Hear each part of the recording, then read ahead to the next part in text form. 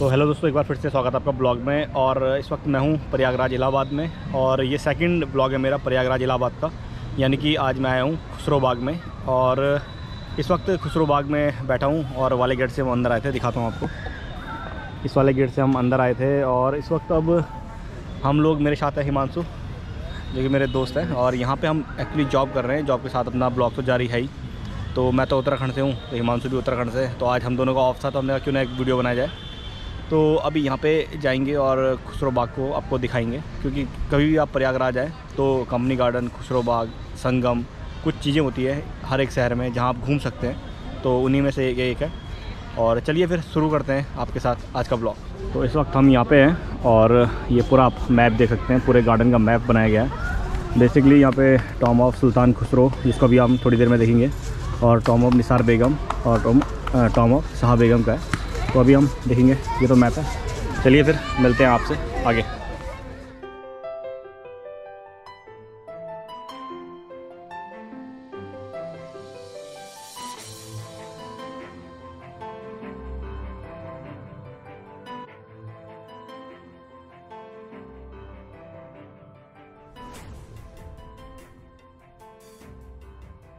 Entry कर चुका हूँ और जैसे ही आप पार्क से अंदर एंट्री करेंगे मेन गेट से और 100 मीटर आगे को आएंगे तो आपको ये जो टॉम है ये जंगे 1, 2, दूसरा आपको वो दिख रहा होगा और तीसरा उसके जस्ट उसके पार है, वहाँ भी मैं आपको ले चलूँगा।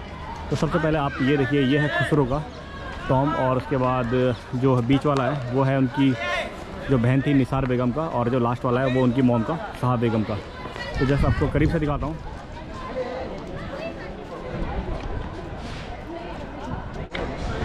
तो भाई लोगों, ये है अपना खुसरो का टॉम, और यहाँ पे देख सकते हो आप, ये तो फ़िलहाल लॉक है, तो इसके अंदर होगा शायद, लेकिन इसको लॉक किया गया है।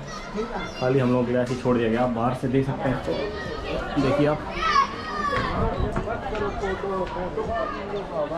तो दूर से दिखाता हूँ आप आपको। तो ये था खुसरो का मकबरा और टॉम, और जस्ट अब जाएंगे हम निसार बेगम जो सेकंड वाला है। तो भाई अब सेकंड वाले में चलते हैं, ऊपर वाले में, और उसको मैं आपसे करीब से दिखाता हूँ, क्योंकि ऊपर वाले में जाने के लिए सीढ़ियाँ हैं। हालांकि इस वाले में कोई ऊपर नहीं चढ़ सकते आप, लेकिन इस वाले में आप सीढ़ियाँ हैं। और मैं करीब से दिखाता हूँ। निसार बेगम कौन थी? निसार बेगम थी उनकी बहन, यानी कि खुसरो की बहन थी, और उन्होंने ये मकबरा अपने मरने से पहले ही बना दिया था। वो तो जस्ट यहाँ से ऊपर जाएंगे और काफ़ी लोग यहाँ पे हैं, फ़ोटो सेशन कर रहे हैं। तो ये देखिए आप, बेसिकली यहाँ पे 3 टॉम है, यानी कि खुसरो का और उनकी बहन का, निसार बेगम का, जिसमें भी हम खड़े हैं, और फिर लास्ट में उनकी माता जी का, जो कि लास्ट में शाह बेगम का। तो चलिए अब शाह बेगम वाले में चलते हैं, चलो।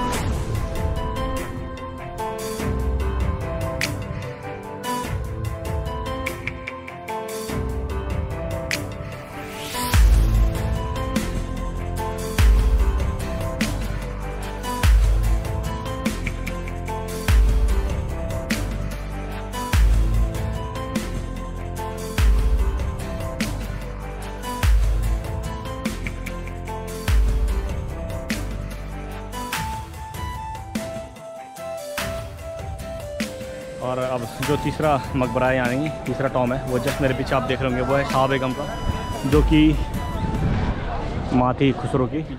तो इस वक्त मैं खड़ा हूँ जो खुसरो गार्डन है उसके पीछे वाले गेट में, और जस्ट ये अभी फ़िलहाल तो बंद है। वो छोटा सा आप खिड़की वाला रास्ता देखेंगे, वहाँ से लोग आया जाया करते हैं। तो ये पीछे वाला रास्ता है, तो मैंने सोचा आपको ये भी दिखा देता हूँ। तो ये देखिए, पहले ये मेन गेट हुआ करता था, लेकिन अभी ये पिछला रास्ता है। तो चलिए, बस यहाँ मैं इसलिए आया था ताकि आप लोगों को दिखा सकूँ, और अब वापस गार्डन में जा रहा हूँ।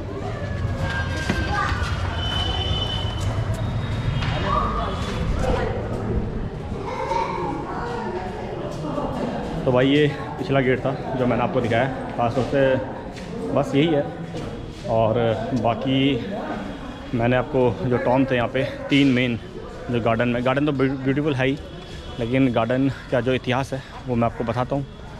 तो चलिए आगे मिलकर बैठते हैं, फिर करते हैं आपसे बातें। पार्क, तो जस्ट पार्क में टहलने के बाद दिखा मुझे हनुमान जी का मंदिर, तो आप लोगों को दिखाता हूँ। तो ये भी पार्क के अंदर ही है और पार्क की बाउंड्री के जस्ट बगल में मंदिर है। तो एक मंदिर ये है और एक मंदिर पीछे था।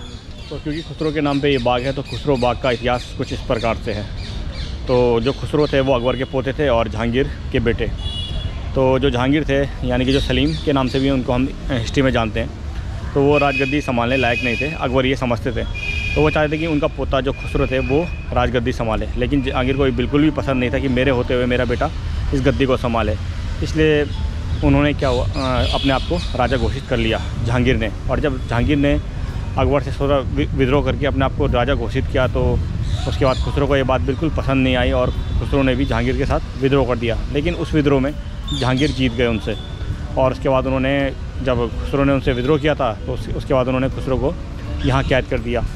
कैद करने के बाद उन्होंने खुसरो कई साल तक जेल में रखा। उसके बाद एक बार खुसरो का मौका मिला तो वो भागने की कोशिश की, लेकिन वो दोबारा पकड़े गए और उसके बाद उन्होंने दोबारा उनको जेल में डालकर उनकी दोनों आँखें मतलब उनको अंधा कर दिया। तो वो पूर्णतः से कहते हैं कि वो पूर्णतः से अंधे तो नहीं हुए थे, लेकिन उनको कम दिखाई देता था। उसके बाद समय बीतता गया और जहांगीर भी बूढ़े हुए। और जब जहांगीर बूढ़े हुए, क्योंकि खुसरो पहले से ही एक अच्छे निर्णय लेने वाले राजा थे, सक्षम राजा थे, तो अब खुसरो की बारी राजा बनने की थी। लेकिन क्योंकि कहते हैं ना, ये कहानी बहुत ही पेचीदा है। उसके बाद जो खुसरो के भाई थे खुर्रम, उनको ये बिल्कुल पसंद नहीं आया और उन्होंने खुसरो को मार दिया, यानी कि उनका मर्डर कर दिया। अब खुर्रम कौन थे? खुर्रम ही आगे जाकर जिस को हम शाहजहाँ के नाम से जानते हैं वो थे खुर्रम। और इस प्रकार से फिर यहाँ पे खुसरो का अंत हो गया। साथ में खुसरो का अंत हुआ, यहाँ पे खुसरो का मकबरा बनाया।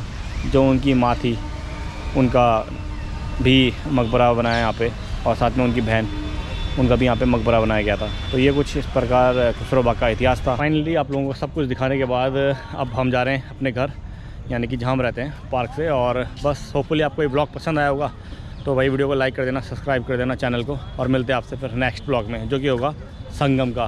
प्रयागराज संगम में जाऊँगा मैं नेक्स्ट ब्लॉग में। चलिए फिर बने रहिए चैनल में। तो फाइनली अपन लोगों के साथ भी एक बैड एक्सपीरियंस हो चुका है जाते जाते।